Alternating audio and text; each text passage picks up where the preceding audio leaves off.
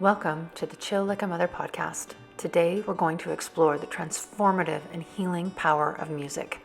I'm your host, Kayla Huzar, and in today's episode we're joined by the one and the only Jennifer Buchanan of JB Music Therapy, as she shares her incredibly genuine and powerful postpartum story of how she rediscovered herself through music after not knowing that she was struggling with postpartum depression for 18 months. Grab your headphones and get ready to be truly inspired. Let's dive in. Good morning. Good morning, Kayla. I have been looking forward to seeing you for like days now because you're giving me something new to talk about, and I'm so excited to be here. Amazing. So, you know what? I love to jump right in. Anybody who has consumed anything from me online knows that I like to jump right into the juicy stuff. So, Jennifer, we are here to talk about how you realized as a music therapist that you did not listen to music for nearly 18 months Mhm. After baby number 2. after baby Yeah. number two. And since and for your listeners, you have to understand, we are now talking almost like 28 years ago. Exactly almost 28 years ago. And being able to go back there as I was thinking about all the people out there who are now old like me with their old kids, and you can still remember it like this when you take a minute to remember it. And I remember that moment of absolute surprise when I got to an intersection in my town. And I remember exactly where I was. I remember all the buildings that were around me. I remember I was driving to the post office. I remember all the pieces of it. And I reached down and I turned the radio on in the car for the first time in 18 months. And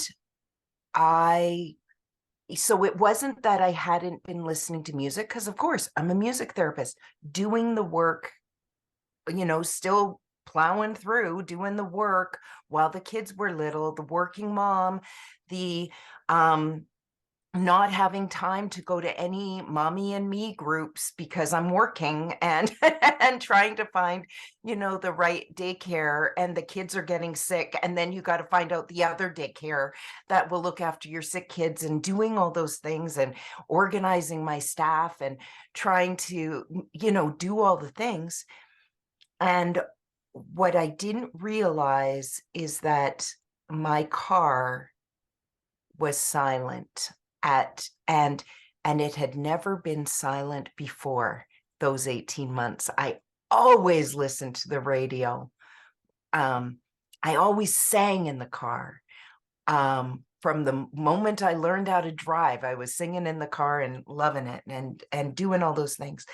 And I reached down and I turned it on, and the first song came out, and the tears came immediately down.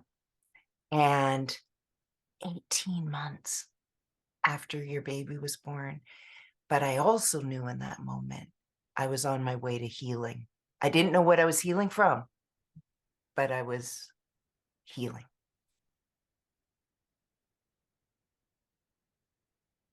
Yeah. That is profound that you can recall all of those sensory details from that moment. Mm-hmm. What was your body telling you in that moment? It was this recognition. Um, it was this recognition of both when the past and the future are converging. So I recognized the droopiness, when you just like everything about you's a little like the past of everything's always a little bit wrinkled when you're a new parent. The other point is my kids are 15 months apart. So when we're talking about 18 months later, they're both, 3 and under. And trying to, do all the things. So everything's wrinkled. There's little pieces of garbage in the car. There's stains. You've got two of the car seats in the back, like not one, but you've got two sitting there. One's facing forward, one's facing backwards, like all the things.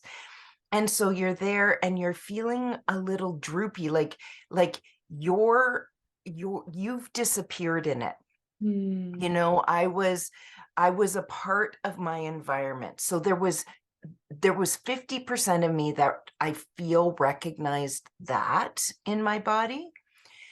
But turning on the music for me, the other 50% was, my 23-year-old kick-ass self, Right. listening to, pop music, singing on the top of my lungs with, my short little leather skirt and heels. Oh yeah, she was back.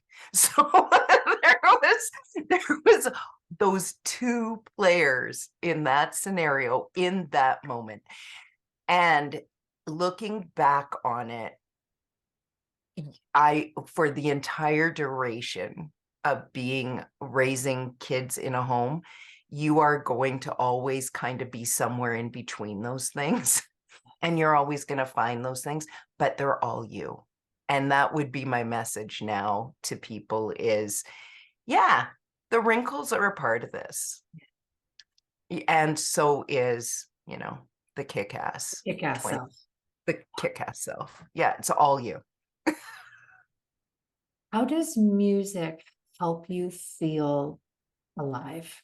Then, like in that moment, when I'm hearing you say this story about wrinkles and crumbs and stains, which for the record, people listening, I have a 3-year-old right now. And so it's like I literally feel that in my body, right? Right. The disheveled Right. and the Totally. constant negotiating and the, Totally. like all of Will those. my couch ever not have a stain on it? Like ever? Like, seriously. Yeah. Seriously. And, as I hear you talk about these wrinkles and this, you're there, you're a part of your environment, you're doing it, right? Like you're getting up every day and you're still doing Totally. it, Totally. but only in your metaphor, only with about 50% of who you are as a human. And the Totally. music in that moment filled in Yeah. the other 50%. Yeah. Yeah. Right. And isn't that what music does? The number one question I get asked as that people wonder about with their own personal music listening is sad music bad? And I always say we reach for sad music to validate where we are because music meets you in the moment. But you got to turn it on. So, and so I would say in that moment, I didn't know it wasn't even the song. It's interesting. I actually don't remember what the song was. It was the impact of the layers of sound itself from that particular place of a radio in a place that I used to have it. That was more what this was all about. It wasn't even the song, or it wasn't even the genre. Like none of that really mattered, which in research says that's what matters the most. But it wasn't in that moment. It was the fact that something I love, could tear up just saying how much I love music and how it has been there when every other person has disappeared in my life, or it felt like it. Yeah. Because we know that's not true, but it felt like it when every other person is not there, where there's no other person on the planet who's going to understand how I'm feeling right now with two little kids working, going through my day. No one, not only will they not understand, I'm certain they don't care. Like, why would they even care about that? That music had and continues to have the capacity to be my friend. Mm. And in that moment, it, whatever song, whatever genre, just the turning it on. And I was ready for it, because earlier than that, I wasn't ready for my friend. You know, sometimes we're not ready to tell our friends all the things that are going on. And I wasn't ready to fall apart until obviously that moment at the intersection when all the tears come, you know, when all of a sudden you're sitting with a friend and you're going, oh my gosh, it's coming out, it's coming out. I did that with my music, and it came out, and my sure friend reminded me they were sure. Did you know that you were having all of that complexity inside of you before that moment? No. Oh no, I thought I was fine. Right. Tell me about how you thought you were fine. Um, I think what you said earlier around how you just get up and you just keep going. I think so long as you're still getting up and still going, aren't you fine? I'm still moving through the universe. Yeah. I'm still doing the thing. Still, you know. So long as I'm getting out of bed, isn't that it? Isn't that the bar? Like, if Isn't we that the part? Yeah. like like yeah, so I was getting up and, you know, I put clothes on and I went to work. So I don't know, fine. That's how I would have called it at the time. And I'm a therapy professional. That's the best part, Yeah. right? And and more to that, it's not like anyone's asking me or even saying, Jen, I don't know if you're fine. Like, no one was telling me that. So, you know, Yeah. sure, you know, I'm going to be okay. So it made all the sense in the world when you just turn on music, turn on the radio and have tears just flood down your face. And, and it catches you a little off guard of, oh, oh, am I okay? And as soon as you ask yourself that question, you know, it's like, you know, you're not. If you've asked yourself today, am I all right? Yeah, the answer's no. Probably no. Yeah. Yeah. And so that really brought that about for me. So in that 50% of the wrinkles, knowing, okay, it's time to go see the therapist again. And I was able to address that. But I did also know I am going to be okay. So there was that polarizing moment of, but now the knowing that I could feel my kick-ass self, and and knowing that I was going to be okay, that 50% of me gave the margin to the Mhm. other 50% to actually reach out for help. I don't think I would have if I didn't have that gift of both.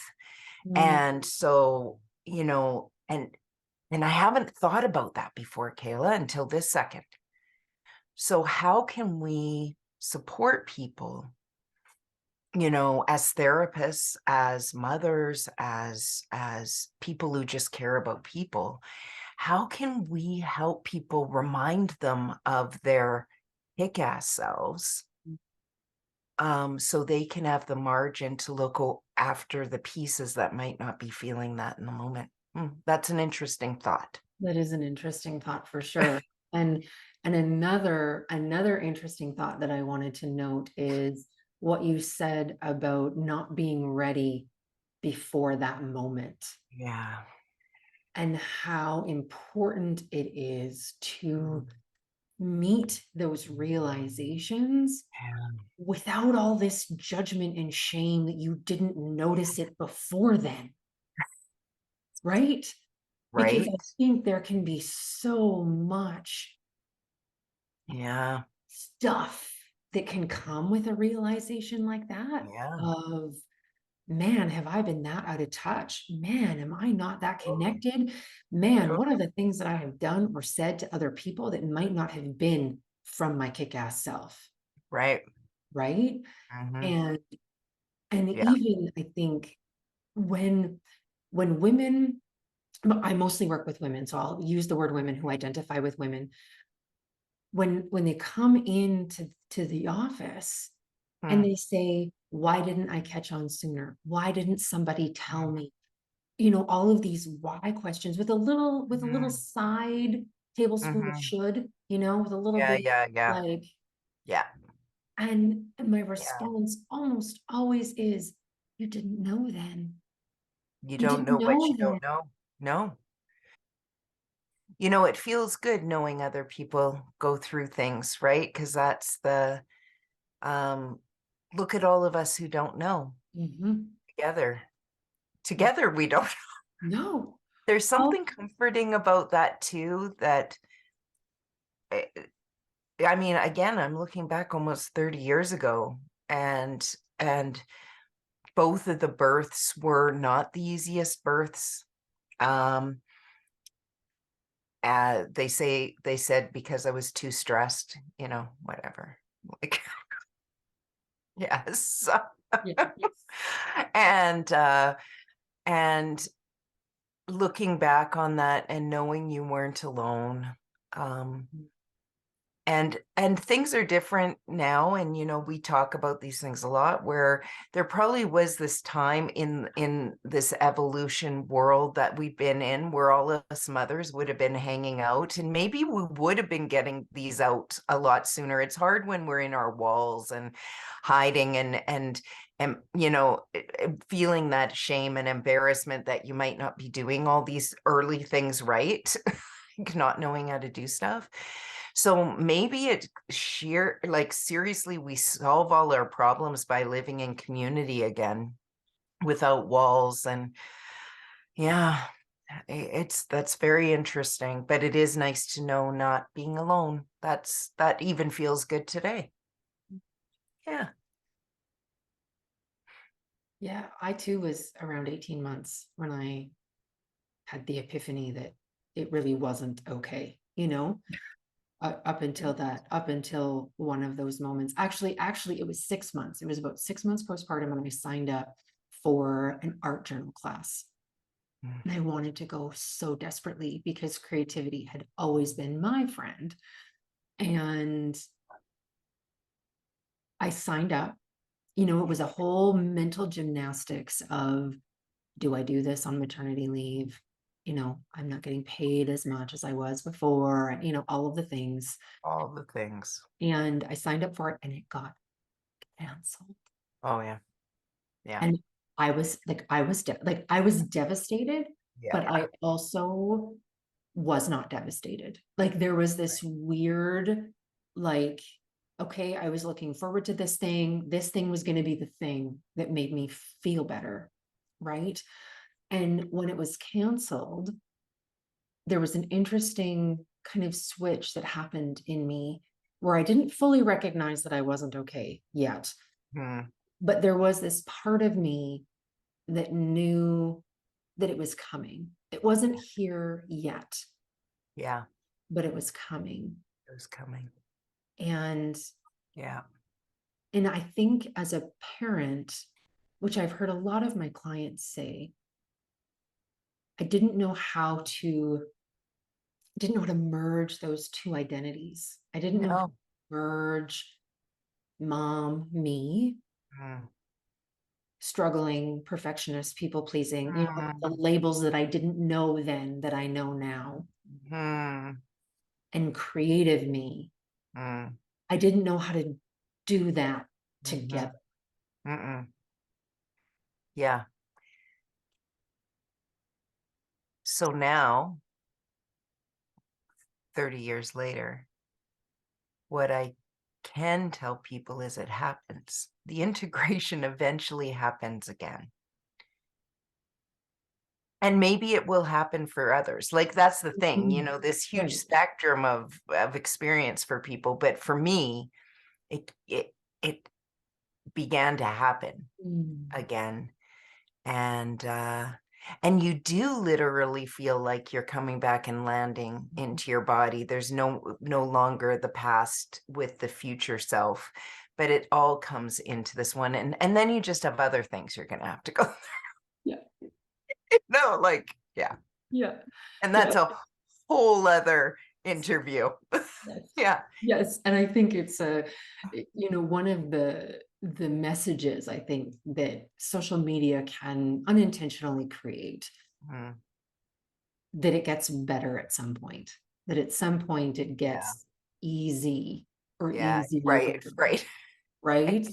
Right. And and I think our modern Western society also has a part to play in that, where it does get easier. Your kids sleep through the night, Totally. Some eating of those basics. Yeah. they Sleep start comes eating back. food. You get rid of diapers at some Totally. point. Yeah. Like, there is some pragmatic things Yeah. and logistical things that are removed. I'm going to say they're removed. You move out of those phases, out of those milestones, and into new things. And I think one of those unintentional disservices is that at some point you're going to feel spontaneously more patient or more confident or more together. At Totally. some point there aren't going to be Totally. Are there car courses for for that? Right. Right. Right. Yeah. I know. Yeah. Yeah. I think you're right. I think so instead of it just shifts. Like, there's just a shift. There's a new thing. There's the junior high. Oh my goodness, I'm just driving people everywhere. all the time and trying to do a job. But I'm also driving everybody everywhere and waiting for them. There's those moments that are going to happen too. And you're trying to go, I wouldn't choose to do this in my, like, if someone said, oh, Jen, can you drive everywhere and wait? That doesn't sound like something in a job description. I'd go, oh yeah, that's totally Right. And what's my compensation for that? totally. So things are just going to shift, and you get introduced to new things in your life for the duration of your life. And now, to be honest, having, my 28 and 29-year-old, it's different too. There are different conversations that are happening that we're working through, and there's things they're telling me, and worse, there's things they're not telling me. And I want to know everything, and they're not telling me everything. Why aren't they telling me? Is there something wrong with me? Am I not cool enough? Right? So you're going to be introduced to all sorts of selves, and it's all you. It's somewhere on the spectrum of wrinkly you and kick-ass you, but it's all you. Yes. And I think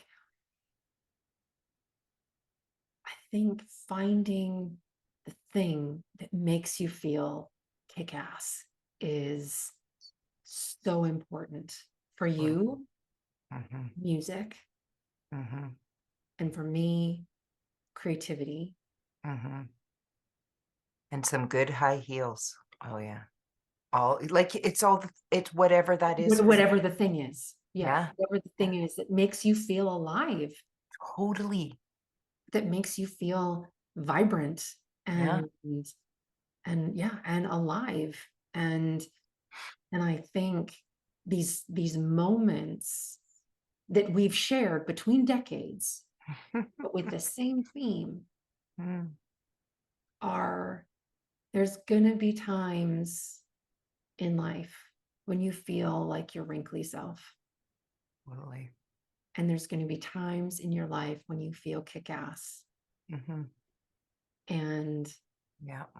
And to, that you might be getting out of bed, but it doesn't mean you're fine. yes, Yeah. yes, Mhm. yes. What parting wisdom do you have for Mm. mothers along the spectrum, from trying to conceive to pregnant right now, in the like the depths of postpartum and into parenting? Yeah. You know, I think I'm going to go to what I do, and that is the focus on the music piece. That um, I've been talking a lot about playlists lately, Yes. and that concept that music can meet you where you're at and can represent something of ourselves. And I am going to recommend we all take a moment to put together that this is my, whatever word you want to say, your best self, the self I am, the most me playlist, whether it's 3 songs or, 67 songs on that one. But when I listen to this, I know who I am. I think I'm going to recommend we all do that this year. When I listen to that music, yeah, that's who I am. Whether you're seeing me wrinkled or not, or whether I'm feeling wrinkled or not, I know where I am at the core of who I am. Songs that remind you of who you are. Yeah. Mhm. Yeah, that's amazing. For all of those listening, I'm going to include Jennifer's information in the show notes so that you can connect with her. She's got some really great resources. The Power of a Playlist book is by far an incredible resource, no matter where you are along the spectrum of your parenting journey, and or not parenting journey. If you happen to be listening and you're not a parent yet. And I hope that you have found some or heard some nuggets of wisdom or inspiration or validation or knowing, just knowing that you're. Mm. Thank you, Jennifer, for being here. I really appreciate you in my life, personally and professionally. Thank you for being here. Thank you. Thank you so much for hanging out with us today on the Chill Like a Mother podcast. If you had an aha moment or found yourself saying, "Oh, yeah, me too," please send this to your bestie. Episodes roughly come out every Sunday to battle those Sunday scaries. Never miss an episode by signing up for the newsletter list on the website and subscribe on Apple Podcasts. Leave a 5-star rating or a review if you liked what you heard today. Want to look behind the scenes and get exclusive ways to be more chill like a mom? Follow me on Instagram at chill.likeamother. All mentionables are linked in the show notes, and as always, this is not a replacement for professional advice. In case you haven't heard it today, you are doing your best. Have a relatively chill day. Until next time.